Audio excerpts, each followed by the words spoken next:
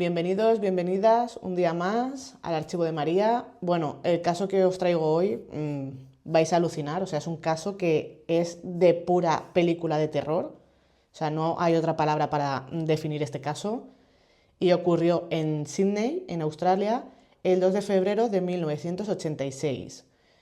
Y este es el caso de Anita Covey. Empezamos.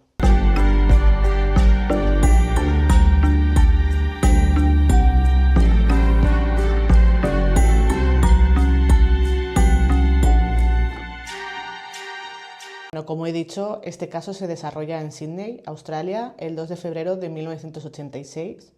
Anita Covey era una mujer de 26 años de Sydney, nacida el 2 de noviembre de 1956, hija de Gary Lynch y Grace Lynch. Anita tenía una relación muy estrecha con su familia. Cuando era adolescente, Anita participó en concursos de belleza e incluso ganó el concurso Miss Western Suburbs en noviembre de 1979. Todos los que la conocían decían que tenía potencial para convertirse en modelo. La madre de Anita era enfermera y cuando era niña no siempre tuvo la ambición de seguir los pasos de su madre, pero a medida que fue creciendo empezó a interesarse más por ayudar a la gente y marcar una diferencia positiva. Después de graduarse, Anita se embarcó en una carrera de enfermería y se inscribió en un programa del Hospital de Sydney. Quienes trabajaron con Anita decían que tenía un talento natural para el trabajo y que tenía un comportamiento amable y muy tranquilizante hacia los pacientes. Fue durante su estancia allí cuando se cruzó con un compañero de estudios llamado John Covey. John diría más tarde que cuando vio a Anita se sintió inmediatamente atraído por ella, pero pensó que estaba tan fuera de su alcance que ni siquiera intentó invitarla a salir. Supuso que sería prácticamente inútil y sin embargo no tendría por qué hacerlo, ya que durante un turno Anita se acercó y los dos comenzaron a hablar.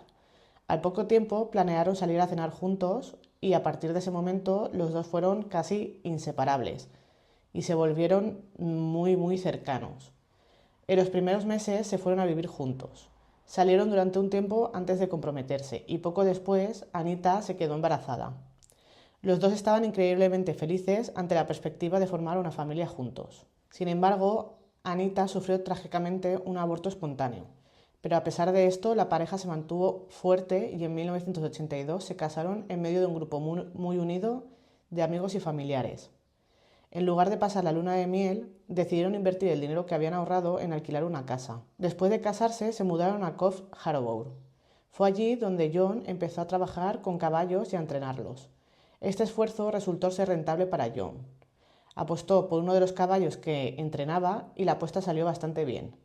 Terminó ganando más de $10.000 que en el dinero de hoy, teniendo en cuenta que ha subido o no todo, la inflación, serían $51.500. Con ese dinero decidieron emprender el viaje de su vida y recorrieron juntos el mundo. Después de viajar durante un tiempo, John quedó satisfecho con lo que habían hecho y con lo que habían visto, y ahora quería establecerse y formar una familia. Sin embargo, Anita no estaba segura de querer seguir con esto. Su perspectiva había cambiado durante sus viajes, algo que es bastante común. Anita y John se encontraron en caminos diferentes y en 1986 la pareja decidió separarse, reconociendo que ya no estaban en la misma sintonía. A los dos les resultó difícil separarse, pero creyeron que era la decisión correcta, al menos por el momento. Durante el tiempo que estuvieron separados, Anita siguió dedicándose a su carrera de enfermería y vivía con sus padres en Blacktown. A pesar de la separación entre Anita y John, mantuvieron una relación amistosa y se querían mucho. John describiría más tarde que la separación fue como una ruptura temporal, ¿no? Que no habían roto del todo. Y en enero de 1986 incluso estaban considerando la posibilidad de volver juntos, pero se lo estaban tomando con bastante calma. La pareja incluso comenzó a buscar cosas juntos para continuar con sus vidas. El 2 de febrero de 1986, Anita estaba trabajando en Sydney. Ese día había terminado su trabajo en el hospital de Sydney a las 3 de la tarde, antes de reunirse con unos amigos para cenar en Redfern. A continuación, Anita tomó un tren desde la estación central de trenes hasta la estación de Blacktown. Normalmente, cuando llegaba, llamaba a su padre para que la recogiera, pero esa noche la cabina telefónica estaba rota y no había taxis disponibles. Dos testigos recuerdan más tarde haber visto a Anita después de que saliera de la estación de tren en la oscuridad. Anita caminaba hacia su casa por Newtown Road en Blacktown, cuando de repente una pandilla de 5 hombres se detuvo en un coche robado y se detuvo justamente a su lado. Tiene que ser un momento aterrador, ¿vale? Porque 2 de los hombres se abalanzaron del vehículo y la cogieron a la fuerza para meterla en el coche, mientras que Anita gritaba pidiendo ayuda. El secuestro no pasó desapercibido, claro. Un adolescente, acompañado de su hermana y su madre, pues salieron corriendo al oír los gritos. Los secuestradores no perdieron tiempo y se marcharon a toda velocidad en el coche antes de que pudiera llegar. El chico, cuando llegó a su casa, alertó a la policía sobre lo que acaba de presenciar, ¿no? Lo que acababa de ver, ¿no? Y recordó haber visto a los hombres dentro del vehículo. Los hombres se habían sentado sobre Anita, sujetándola y ocultándola. En lo que sin duda fue un viaje más que aterrador, ¿vale?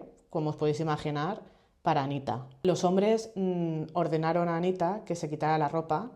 Ella se negó y no dejó de rogar a los hombres que por favor la dejaran ir.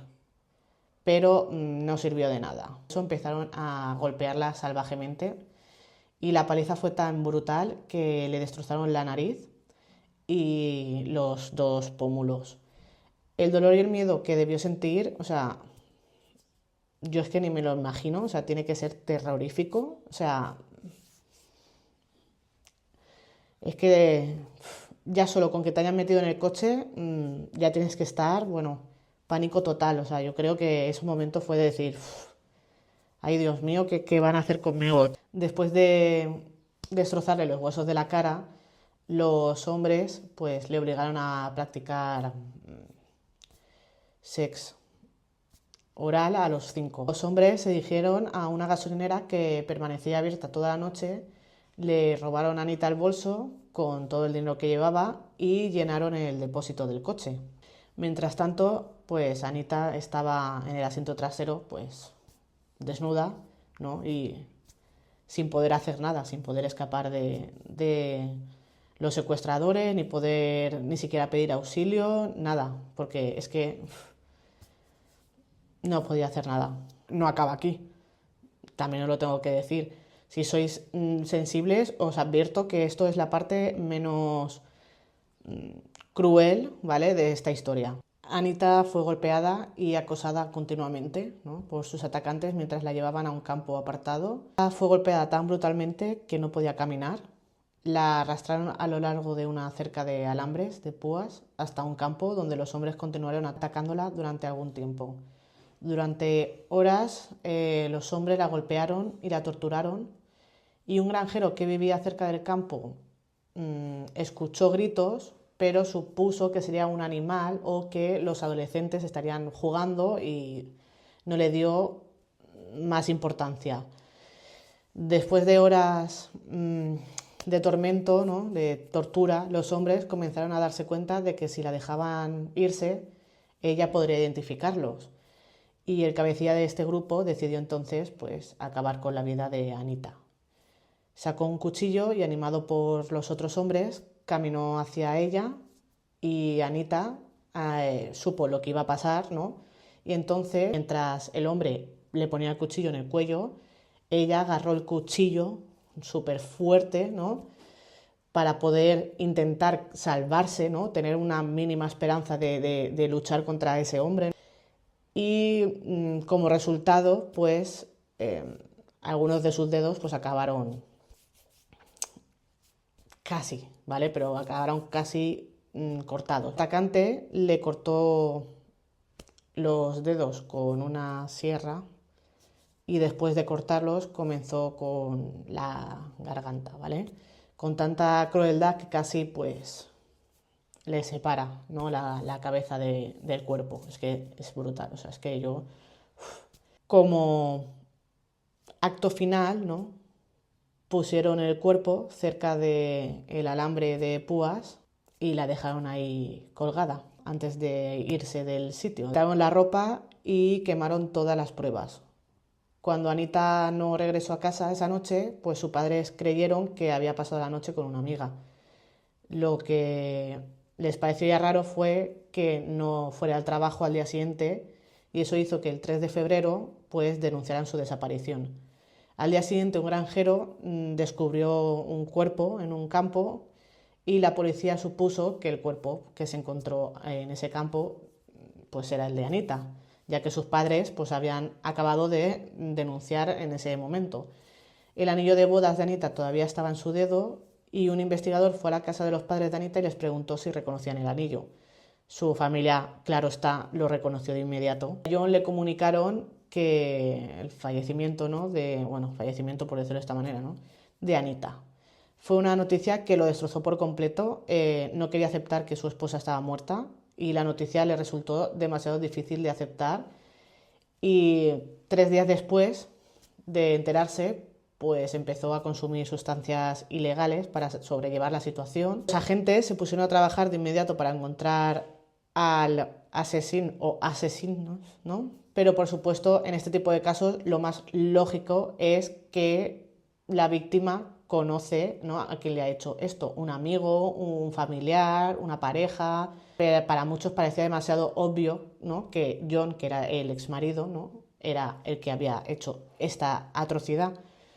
Entonces las sospechas pues fueron directamente hacia él, incluso quienes conocían a John empezaron a sospechar de que él era quien había quitado la vida de Anita y los investigadores prácticamente pensaban que el caso estaba cerrado, pero necesitaban demostrar que había sido John quien había terminado con la vida de su mujer. Sí que es verdad, yo tengo que admitir que la mayoría de los casos son gente cercana a la víctima, pero bueno, es que, jolín, enseguida, sin haber investigado nada ni haber interrogado a nadie, enseguida era como, ¿sabes? Es él, es el marido, o es el marido. Bueno, chico, tendrás que primero preguntar. Si no has preguntado nada, tampoco puedes decir que ha sido él, pero bueno. Comenzaron a interrogarlo, pero sus técnicas de interrogatorio, al menos según John, eran más bien sugestivas y violentas.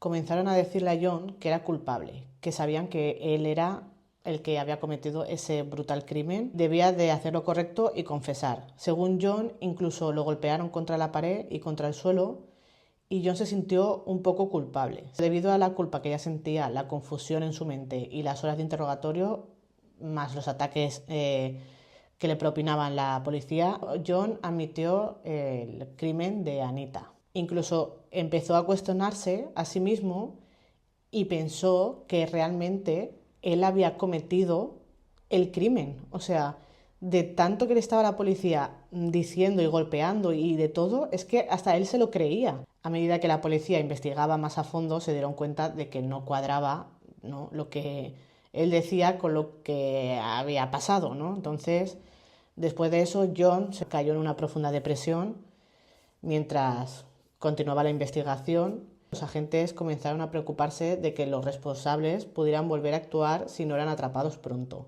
Un locutor de radio leyó en directo los detalles explícitos del informe de la autopsia de Anita. Esto avivó enormemente la indignación pública y avivó la búsqueda de sus asesinos. El informe de la autopsia fue espantoso, ¿vale? El cuerpo de Anita había sido golpeado tan brutalmente que sus heridas conmocionaron incluso al oficial y al forense más experimentado. Los hombres la habían torturado de forma horrible, tenía cortes en el cuerpo por haber sido arrastrada sobre la valla de alambre de púas mientras aún estaba viva, tenía varios cortes en el cuello, una oreja también casi cortada, tenía hematomas en la cara, cabeza, hombros, las piernas, la ingle, la espalda, los muslos. Los atacantes parecían haber apuntado específicamente a su pecho y a su ingle, ya que era lo más dañado del cuerpo de Anita. Luchó súper duro por su vida, ya que el forense encontró muchas heridas defensivas a lo largo de sus brazos y sus muñecas. Todo su cuerpo estaba ensangrentado y golpeado y las cuencas de los ojos pues estaban completamente negras, ¿vale? Los pómulos también, los hombros dislocados. Es que es brutal, o sea,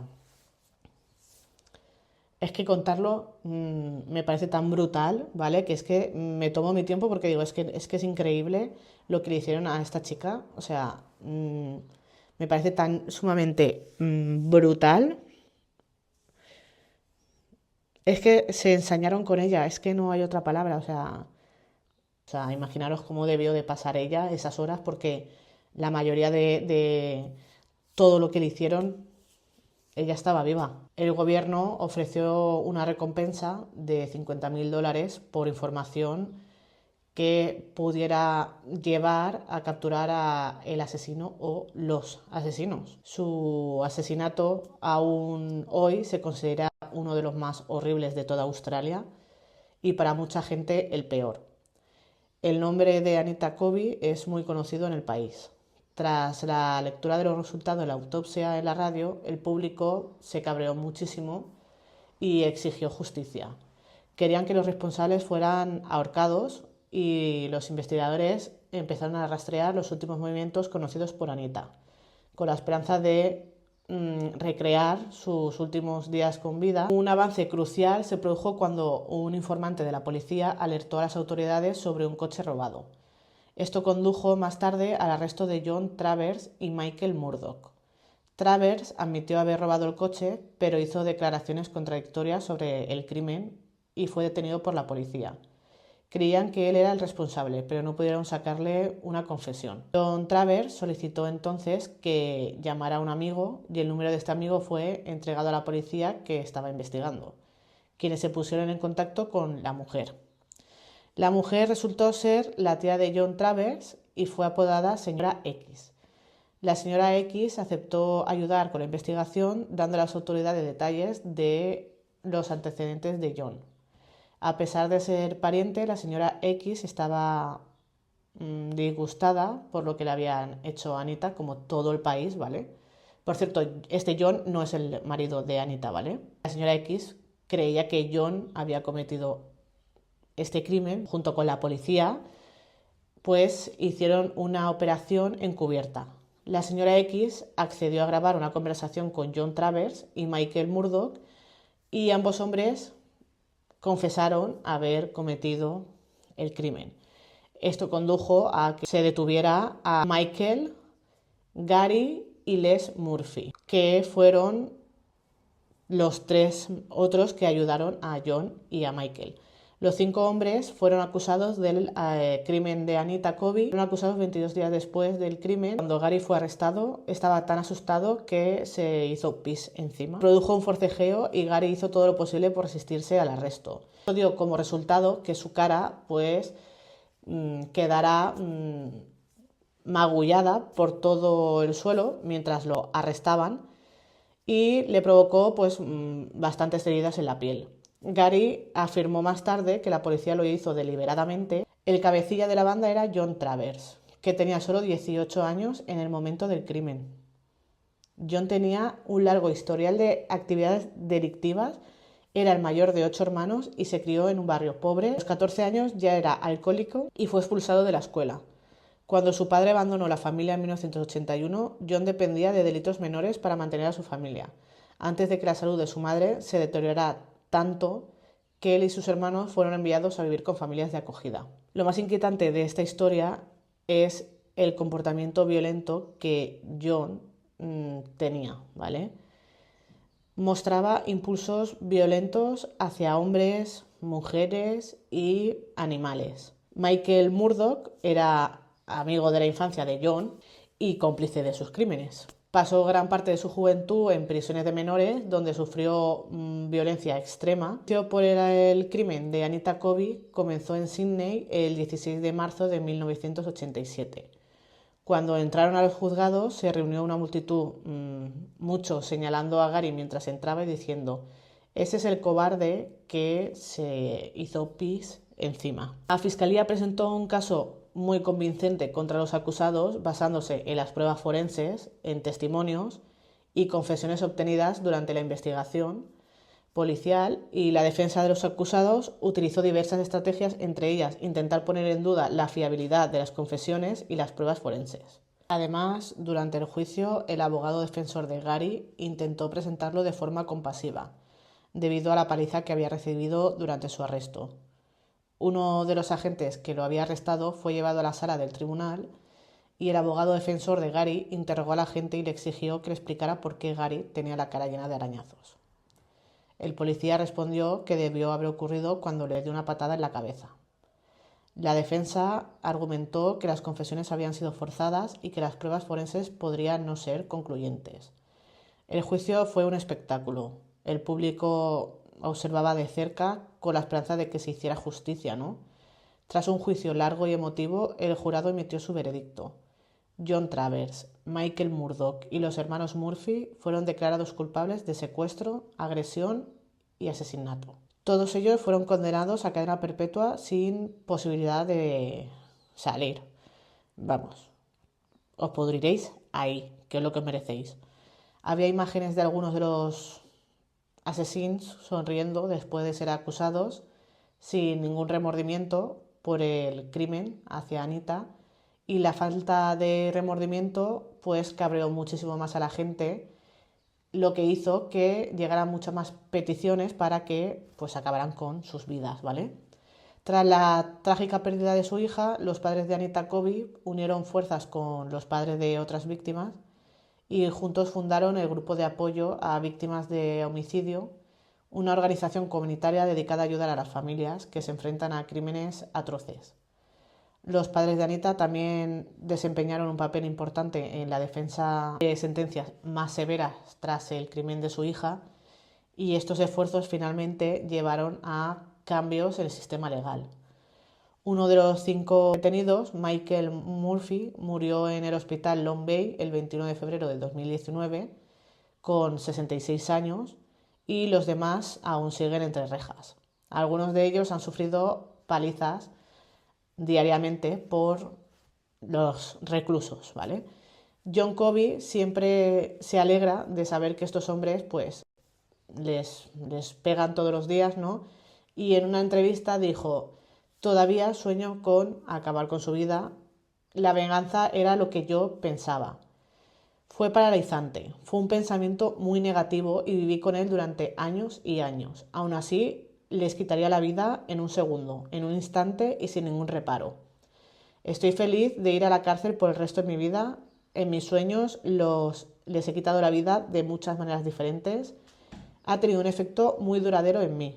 Con el paso de los años, John Covey pudo superar sus adicciones y pudo seguir adelante y conocer a otra persona.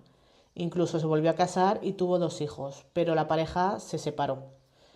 John también cambió su nombre de Covey a Francis en 1987, ya que sentía que el nombre Covey lo convertía en ese sinónimo del asesinato de Anita, y también se sentía responsable de su muerte. Sin embargo, años después decidió cambiar su nombre de nuevo a Covey con el apoyo de sus hijos, y siguiendo su ejemplo, ellos también cambiaron sus nombres de Francis a Covey.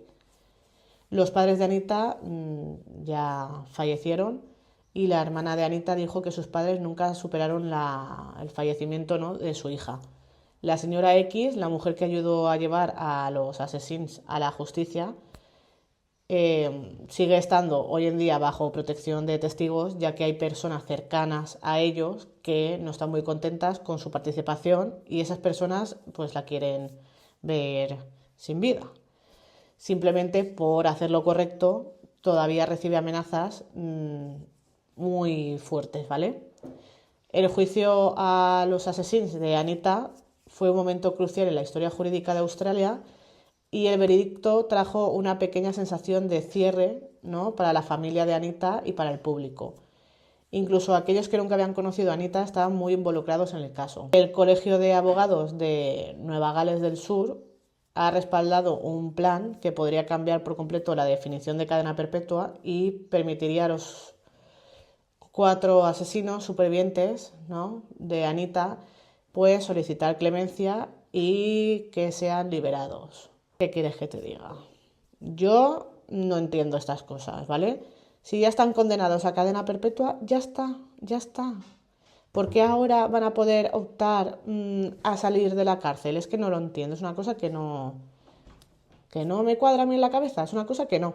Si has hecho eso tan brutal y tan cruel y te ha caído cadena perpetua, ¿Te comes la cadena perpetua? Es que yo no entiendo, la verdad, pero bueno. La familia de Anita ha luchado muchísimo para asegurarse de que nunca salgan, ¿vale? Porque a ojos de mucha gente es permitir, ¿no? Tener una posibilidad de ser libres, ¿no? Y de volver a vivir cuando su hija, pues, no está, por su culpa, ¿no? Es que yo lo entiendo, o sea, yo diría, pero, o sea, ella no tiene la posibilidad de vivir porque tú le has querido quitar la vida y tú vas a vivir, no.